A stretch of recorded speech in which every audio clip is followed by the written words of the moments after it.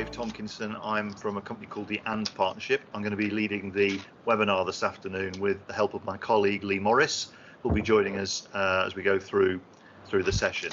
If you could just mute your microphones, that would be really helpful to us, just so we don't get too much background noise. So thank you very much for that. So just as a bit of context on this, you will be aware that there is a move within Staffordshire County Council to move away from the annual conversations to more of regular focused meetings called We Talk conversations. And that's what we're talking about today. How do you prepare for the We Talk conversations? Now, leaders are going through a program called the iManage program in order to prepare them for the conversations. But there was obviously a thought that we really need to help everybody prepare for the conversations, because it's absolutely not just the leaders who need to do that, which is what today's webinar is about, to give you some tips and techniques as to how to get ready for your We Talk conversations. Okay, so just a couple of ground rules as we go through this afternoon's webinar. It's going to be a 45-minute session. We're going to lead the content, but do interact with chat throughout the webinar if you want to ask any questions. As I said before, if you could keep your microphone on mute, that would be really helpful, because then that minimises the background noise and feedback that we get. So the slides and recording will be available on the iManage Teams channel after the session. So if you enjoy the webinar and get things from it, please do tell others to have a look at it and have a look at the recording on the iManage channel. So in terms of what we're going to be covering today, we're going to look at different types of We Talk conversation that you might have. We're going to look at what's the shared purpose of those conversations and how to prepare effectively for them. And then we're going to finish off the webinar by looking at two-way feedback. How do you both receive great feedback and give great feedback to your line managers? Okay, so let's just cover the different We Talk meetings that you can have.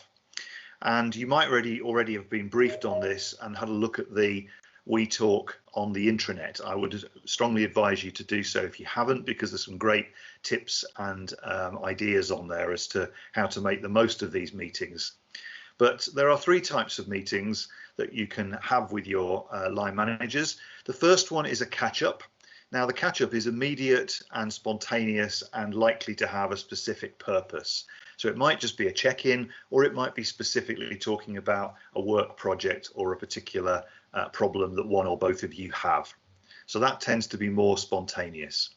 The one-to-one tends to be regular, planned, and the leader, it says, decides the frequency, but it needs to be agreed between both parties.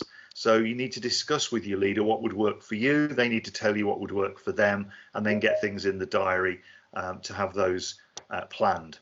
They're likely to be monthly. They might be slightly more frequent or slightly less frequent, according to when you both agree with what works for both of you.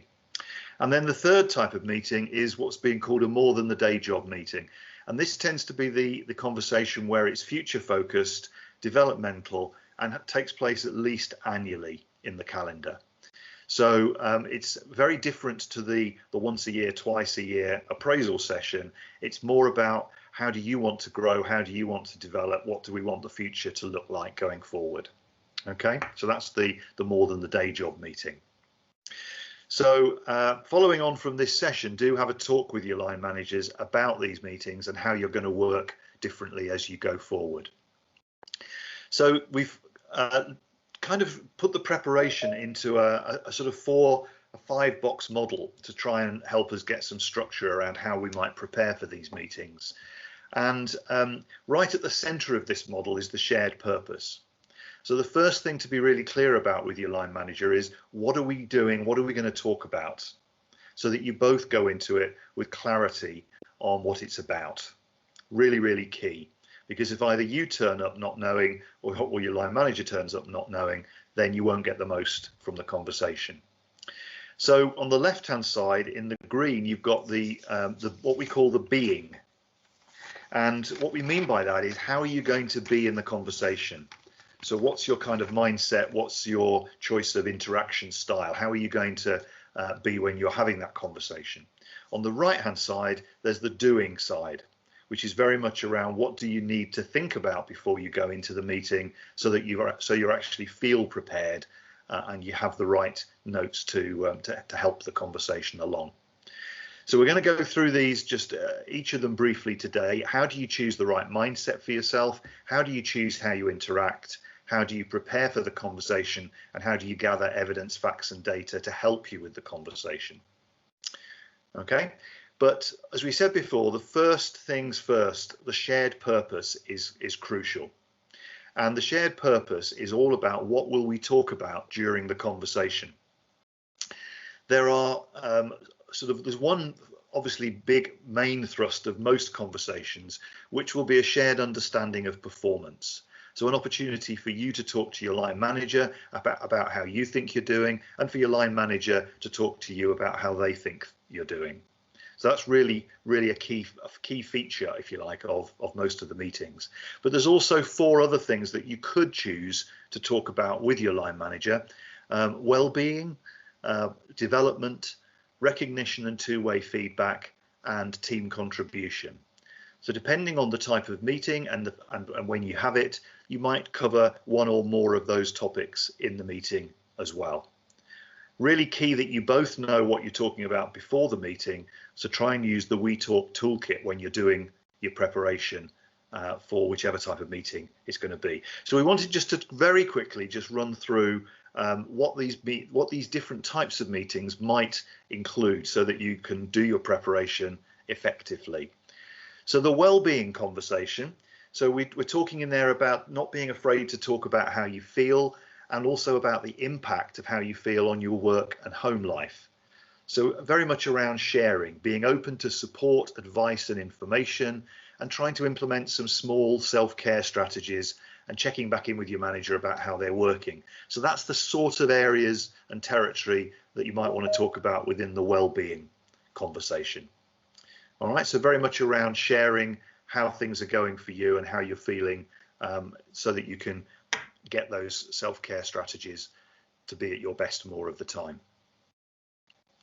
The development conversation might be specifically around how you're actually going to grow and develop in the future. So you might want to share your own preferences for learning, or provide your own ideas for learning on a wide variety of sources, reflecting on your professional knowledge or skill gaps you might have in your role, being clear about what support you need, and discussing learning for future career roles. And also you make sure that you have access to the learning and support that's been agreed. So again, if that's the thrust of the conversation, some of these areas might be the things that you want to talk about in that meeting. Recognition and two-way feedback is really all about actively seeking feedback from your manager, or actively seeking out feedback from others, including outside the organisation. Might be that you need to give feedback to your line manager in a sensitive and useful way. Obviously, this might sound really obvious, but when managers give you recognition, make sure you thank them for it, because that will encourage them to do it more often. And I'm sure all managers give lots of recognition all the time, but it does encourage it more often. And make sure that you act on any feedback and provide regular updates to your manager as to how it's going. So that might be one of the purposes of the conversation that you need to prepare for. And then finally, team contribution. And the team contribution is very much around how you're participating in the constructive debate of the team, any individual commitments that you're making to the team, how you're making yourself accountable within the team, and things like focusing on results, contribution in team meetings, and being an active part of building team knowledge. So again, there might be something around team contribution that you want to raise with your line manager and have a conversation about. So those are the 4 areas and the 4 different types of meetings that you might have. And what we're going to cover now is how you prepare for any of those meetings in the 4 areas that we've talked about. So the first area is the choosing your mindset. And the first thing to think about in here is something we call playing to win versus playing to avoid losing. Now, these get very different results. It's very much around choose your attitude, but you could go into a conversation with your line manager very defensive, thinking about how you defend your corner, how you prove to them that you're doing a good job, and that would tend to be in the playing to avoid losing. Or you could go into with your manager thinking about how can we make this as good as it could be? How can we make this working relationship even better? And that would be more in the playing to win camp. So playing to win thinks about how great or good something could be. Playing to avoid losing is all about how do I stop something, or how do I avoid something happening? So just to give you a sort of an idea of this, the anecdote that I really like is one of our associates told us this story, and he said that he used to be doing his emails at 8, 9 o'clock in the evening, and his son used to come into the office and say, "Dad, will you read me a story?" And he said when he was in a playing to avoid losing state of mind, he used to kind of go, "What now?" And his son used to say, "Well, you did promise, Dad." "Yes, right, fine." He used to close the laptop, turn around, march his son upstairs, plonk him in bed, open the book, read the story at breakneck speed, missing out a page or two if he could get away with it, then slam the book shut, right, settle down now, turn the light out, back downstairs, open the laptop and carry on working. When he's in a playing to win mindset, he said, what I do now is, he said, same scenario, still doing the email, still asked to read a story. But as I'm walking upstairs with my son, I say to myself, how would the best dad in the world read this story? And of course, the best dad in the world would put all the voices on. They'd make it fun. They'd make it suspense at the end of the story. They'd have a bit of fun, and then they'd turn the light out, come downstairs, carry on working. And the point he makes, and this is the real point about playing to win, playing to avoid losing, it takes no more time to play to win than it does to play to avoid losing, but has a completely different effect on the outcome. And that's really the key point here, is that if you go into these meetings in a playing to win place, you will get so much more from them than if you go in a playing to avoid losing place.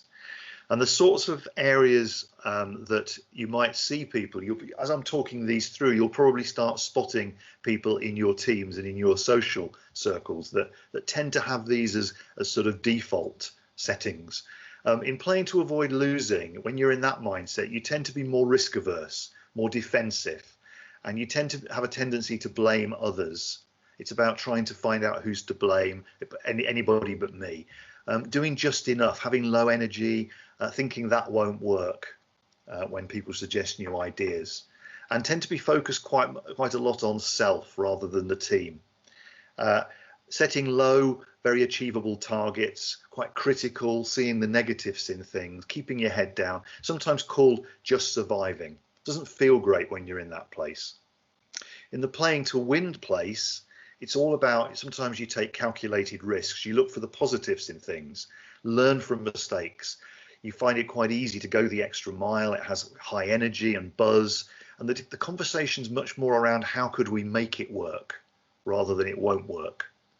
Focused on the team and others, daring to dream, setting big goals, and building on strengths rather than looking for weaknesses. Also, people volunteer for things when they're in this mindset a lot more. And this is really where you're at your best self, and it feels a much more positive place to be.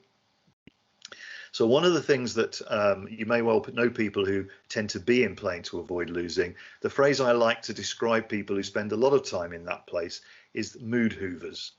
And the mood hoover is somebody who sucks the life out of a conversation or a meeting. And you've probably experienced these people where you try to suggest something new and they say, we tried that in 1963, won't work. And you just kind of get, it's like somebody taking the air out of a balloon. So it's just making sure that when you're going into these meetings that you're as much as you can in playing to win mode rather than playing to avoid losing, so that you get the most out the meetings. Okay. And you know, there's a lot of examples of how things have been created using playing to win mindsets. If you haven't heard the story of how the Post-it note was created, that was created in the research and development department of 3M. And it was a guy was working on a new type of glue, and he got the formula wrong. Instead, he created a glue that wouldn't stick permanently. And obviously in a culture that was a playing to avoid losing culture, then it would have been get rid of the evidence, try and hide it from your manager, don't own up to it, blame somebody else. But in the 3M culture of playing to win, it was what could I do with a glue that won't stick permanently? And as they say, the rest is history. It's still the biggest selling stationery product in the world. So it's just about getting that right sort of mindset when you're going into these meetings. And just for clarity, this is not just about, you know, being rah-rah and positive energy all the time. That's exhausting and probably feels a bit false when people are just being kind of overly positive. It's much more about a mixture of high and low energy. You can be very calm, peaceful and reflective and still be in playing to win. Equally, you can be angry and aggressive in playing to avoid losing. So it's not about just the obvious kind of high and low energy states. So that's the first part of choosing your mindset. The second part really is something which you might have heard of, which is called growth versus fixed mindset. And some of this determines our state of mind when we're starting to talk about the future and development and growth. And if we go in with a fixed mindset, then we have very much we're thinking, I'm either good at something or I'm not. My abilities are kind of unchanging. I don't like to be challenged. I either can do it or I can't do it. Yeah, my potential is predetermined. Some of the phrases in there. Feedback and criticism tend to be received as personal. If we go into a conversation, particularly around development with a growth mindset, we tend to think I can learn to do anything I want. Challenges help me to grow. My effort and attitude determine my abilities rather than them being predetermined. And they see feedback as constructive rather than critical or destructive. So there's something about going into this conversation, particularly the development conversations, with that growth mindset rather than a fixed mindset, because again, you will get so much more out of the conversations.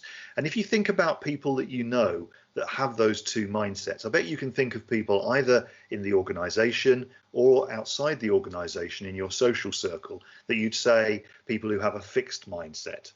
And also maybe some people who have a more natural growth mindset.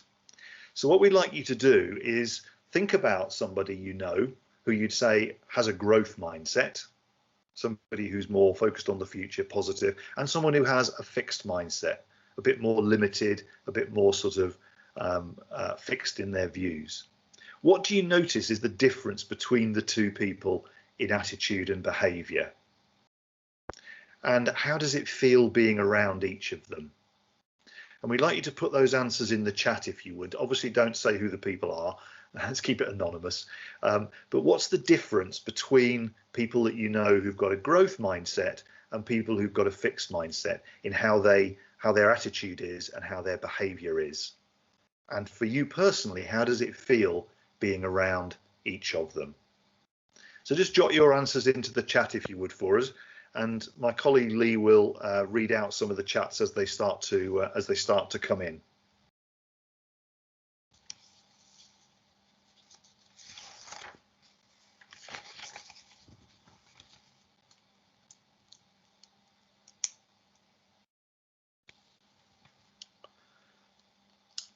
Thanks, Dave. I'm sure people are typing away.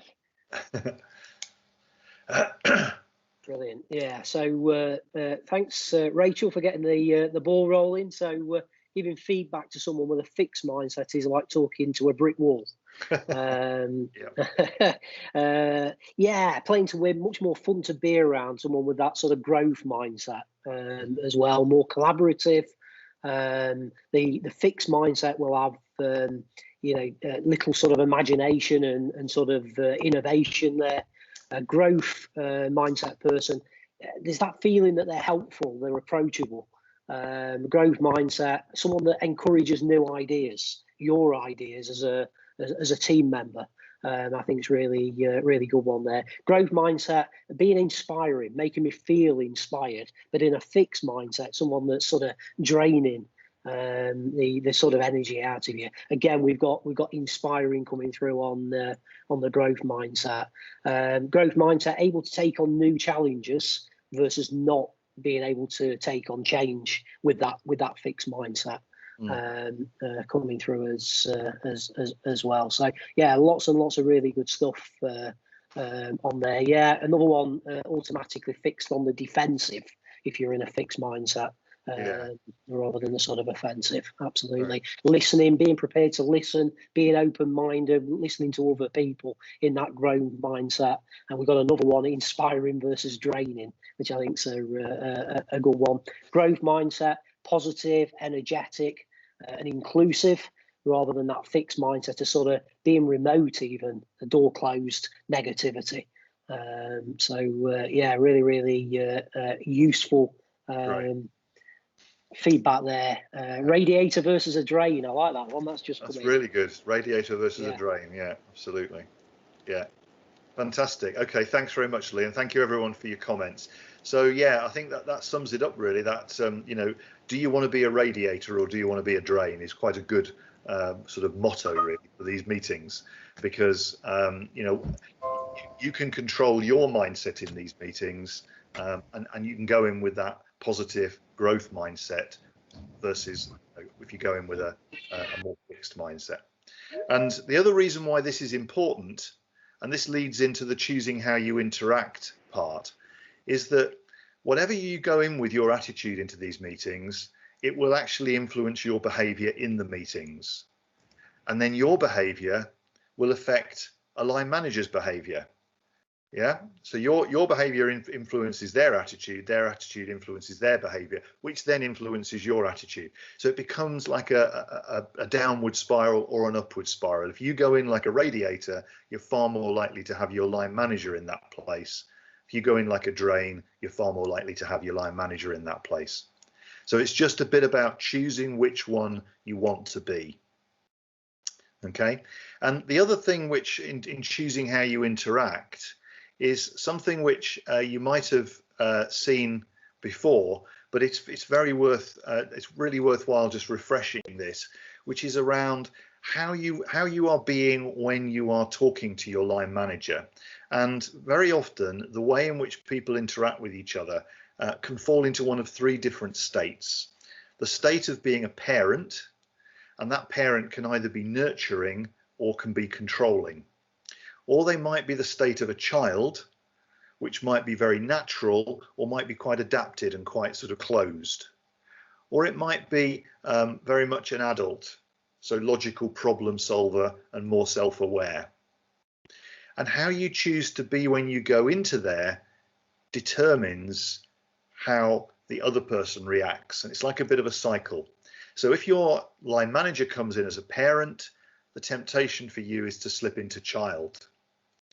Yeah, and that creates a different image and impact than if you both go in the adult to adult place. So how this works, if we're just looking at the different types of interactions, when somebody's being a parent and the other person's being a child, the top left graphic, what you tend to get is either the parent being protective and nurturing and a bit sort of mother henish, looking after you, and then the child just sits back and lets the parent look after them. Yeah, so quite sort of submissive and very passive in their interactions. Or the parent comes in very much in the critical mode, and then the child can react in sort of defensive or goes quiet and sulks. So you get these different interactions depending on which state each of you take up. And if you get the one on the right, the graphic on the right, which is parent-parent or child-child. So if two people go into the same meeting in parent mode, it's a bit like two stags locking horns. And you might just get very much arguing, what's right, what's wrong, no, you didn't, yes, I did, and sort of, you know, arguing around things. If you go into the child mode, child to child, it can feel quite fun and you might have a bit of a laugh and a joke, but not much gets decided and not much gets actioned as a result of it. So what you're looking for when you go into the meeting is how can you get it to be adult to adult? That's where you get the best results, and that's where it feels the best in terms of outcomes. So if you go in with an adult mindset, whatever your line manager comes in with, then you've got the best chance of both getting into that adult to adult place. If you go in a child's mindset, waiting for your line manager to organize it, waiting for them to give you feedback, waiting for them and not doing any preparation, for example, then don't be surprised if it ends up being a parent-child interaction. And you might go away feeling like you've been told off by your parent rather than you've had an adult conversation about performance and development. So very much we can choose which mode we go into, and obviously our advice would be to think carefully and see if you can choose those adult to adult interactions. Okay, so we've talked a bit about how do you get shared purpose, and then we've covered the left-hand side of the model, which is very much around how do you want to be in these conversations, both in terms of mindset and in terms of how you interact with your line manager in the conversation. So I'm now going to hand over to Lee to do the right-hand side of the model around preparing for the conversation and gathering facts and data. Okay, thanks, Dave. Hopefully everybody can hear me. The best, well, the most common phrase of the last year has been "you're on mute," but hopefully I'm not, and you're hearing me loud and clear. Like Dave, I'm part of the delivery team on the iManage program, so I have a group of leaders from staffs undertaking the program. So as Dave said, he's really focused on the doing side of things, on the being side of things. I really now want to focus on the doing side. So we've got the first one, the first part of this is preparing for the conversation. So this is where we really want you as the team member to feel empowered to be able to think about various parts of the conversation. So thinking about the environment. It might well have to be virtual. It might be over Teams. It might be face to face. But thinking about the environment, the right environment to actually have the best possible conversation. We want you to think about the type of conversation that would be most useful to you, and let your manager know about that in advance. So Dave's talked about things like well-being elements to a conversation, development, could be recognition and two-way feedback, it could be around performance, and it could be around team contribution. So really thinking in advance on the type of conversation that is really going to be beneficial to you. And make notes on points you want to raise in terms of preparation. So don't just be in that receive mode where you're kind of just waiting for your manager just to talk to you. What we really want is for it to be a two-way conversation. So make some notes, get some preparation done prior to the session, so you're not just in that receive mode. You're fully contributing to the conversation. Think about your manager's style as well. I think that's a really key one. How do you need to be to enable you both to get the most from the conversation? What does your manager need from that conversation? What sort of motivates your manager best? Write down the feedback for your manager as well. So two-way feedback is really important, as Dave talked earlier. It's not just about the manager giving you the feedback as the colleague. We want it to be two-way. So what are they doing that is helping your performance, but also what might they be doing that might be hindering your performance as well? And don't be afraid to write that down, prepare for it, and it just adds to confidence, really, if you have written it down, to be able to speak to your manager about that, and think about any development you might want to ask for as well. So the We Talk conversations are all designed to be positive. They're all outcome focused. So think about how you need to develop, and any questions that you want to ask during that conversation as well. Think about them, write them down prior to the conversation that you're going to have. And then if we move on to the sort of part B, if you like, on this, this is around gathering evidence, facts, and data. So really important that within your preparation, not just leaving it to your line manager to gather all the evidence, the facts, the data, etc., but to put the onus on you to do this as well. And of course, one of the key values, the 3 values at Staffs, is empowerment. We want you to feel empowered during these conversations. So gather your own factual evidence. to support those discussions. Have that in front of you, write it down. Gather feedback from other people as well. Make sure it's factual. You know, make sure that the feedback is accurate and it's clear as well. It's not sort of grey and ambiguous. It's clear and easy for your manager to understand. Bring your own objectives to the meeting as well, to the conversation, together with how you're doing in terms of delivering them. So get some data if you can. Some things are tangible, some things are not so tangible, but try and get as much facts, numbers, wherever you can, and bring that to the conversation, so you're fully prepared and you can talk about what's going well in terms of your objectives and what is you're finding really, really tricky and you might need some extra support on. And then the other thing is being prepared to share what's worked well for you and not so well since you last spoke. So that sort of follow up from the last conversation, and just making sure that you're happy to be able to share that, and then together think about a potential sort of action plan, if you like, or a number of actions that will help you go away and move forward. So that's sort of some of the things that you can do prior to the We Talk conversation when it comes to evidence, facts, and data.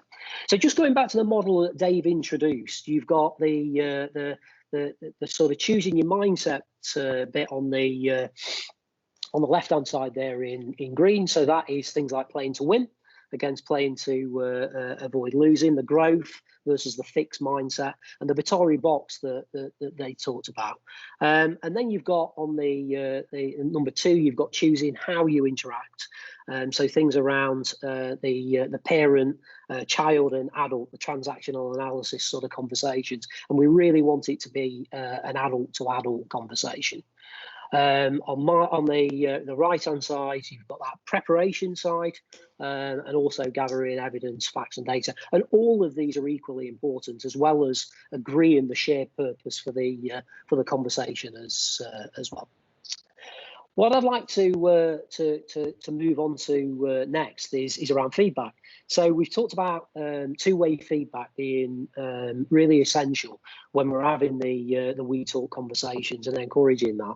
It's not always easy to either give or receive feedback. It can feel quite difficult. It can feel quite stressful having to give or receive feedback. But what we're trying to do is build a culture at staff where feedback is the given. It's normal, it's in the moment. People can give it, whether it's positive or whether it's developmental.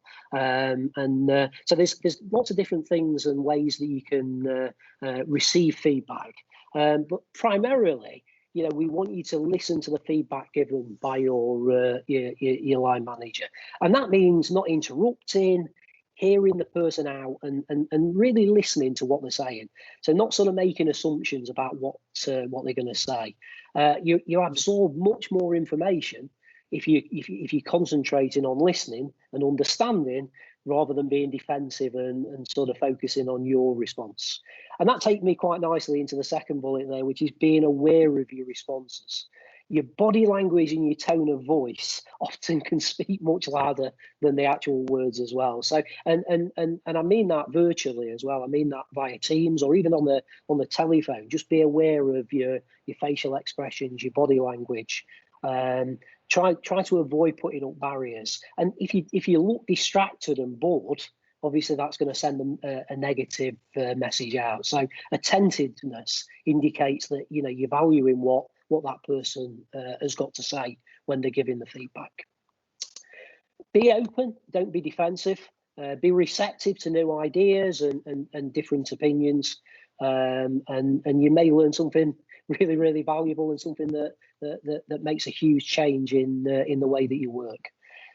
Really make sure that you understand the message. And what I mean by that is, don't be afraid to actually ask questions. For clarification, if you need to, listen actively. and sort of repeat key points from that feedback as well. Just so you can understand that message of the feedback. There's nothing worse than just sort of nodding your head if you're like, and not really understanding what that feedback was. So you really want to be able to act on that feedback. And of course, really importantly, once you've received that feedback, take some time to reflect on it. And I think that's a really important thing. You don't have to say something, straight away. You can even say to your manager, I want to take the time to reflect on that.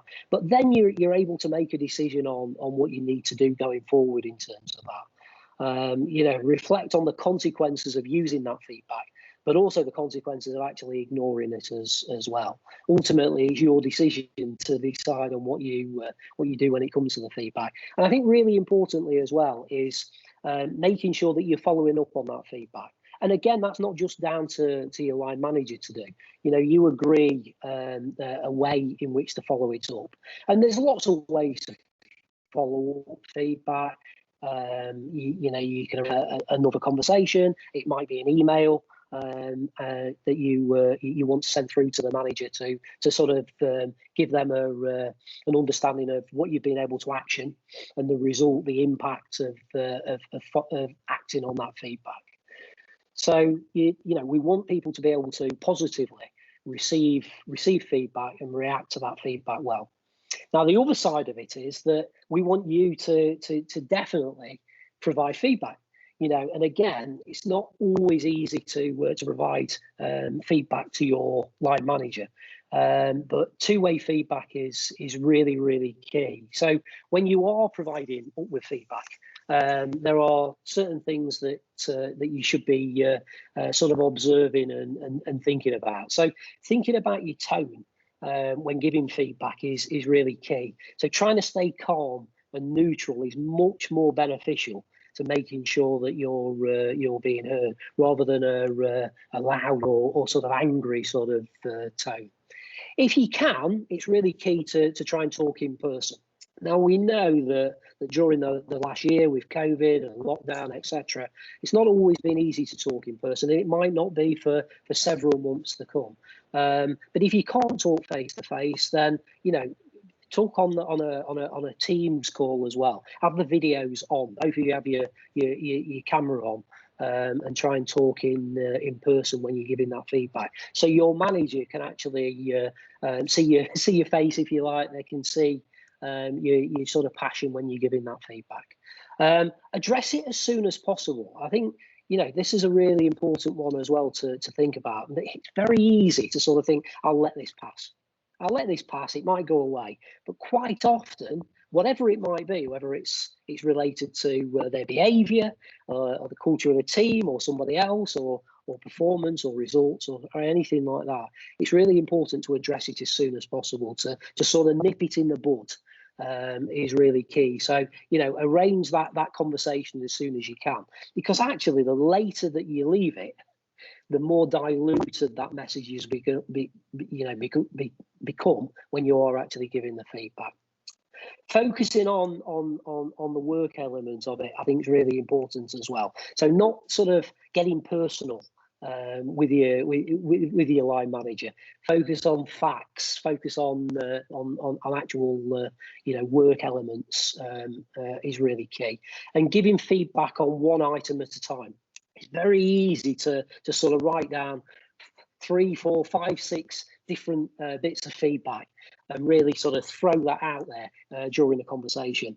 For me, I think it's really, really important to just focus on that, on just one item. And then you can always arrange a different conversation to provide some different feedback.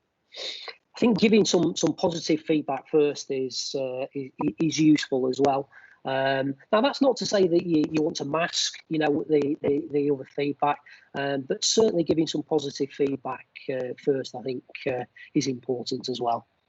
And then being solutions orientated as well. So not just sort of stating, this is what's happened or this is the situation, but actually thinking about what you can do to help or what they can do differently.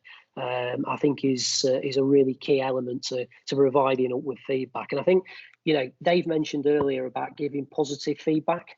as well as giving developmental feedback. That's the same that, you know, we'd encourage managers to do that, but we'd also encourage you to actually give your manager positive feedback when it's merited as well. So not just focusing on the sort of perceived negative feedback or developmental feedback, but actually giving a mix of positive feedback when it's necessary. I think it's really important as well to really providing this two-way feedback culture.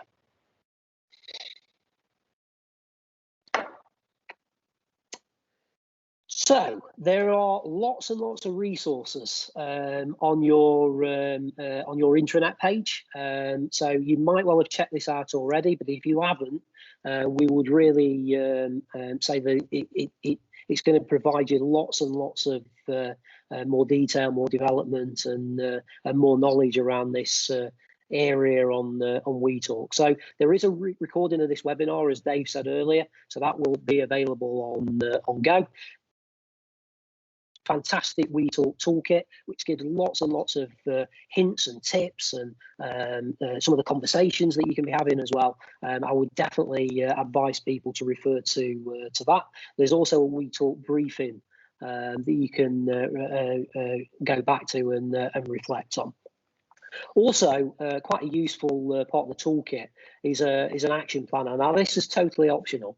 You don't have to use an action planner on conversations, but this can just be a really useful tool to help you formulate an action plan together. And what we don't want is the manager just to come up with an action plan. We want it to be very, very much two-way. The emphasis really on you to be able to to come up with your own actions. Get some help and support from the manager, but you actually take that action planner away, and then are able to come back with the action planner to the next conversation and share that with your manager. There's an e-learning module as well that you can choose to complete as an option. Some of you may well have done that already. We've got signed up for the iManage program. Well, your line managers hopefully have. Feel free to have a conversation with your line managers as well about how the program's going. So we've delivered most of the module ones, and we're already hurtling towards finishing module 2 and onto module 3.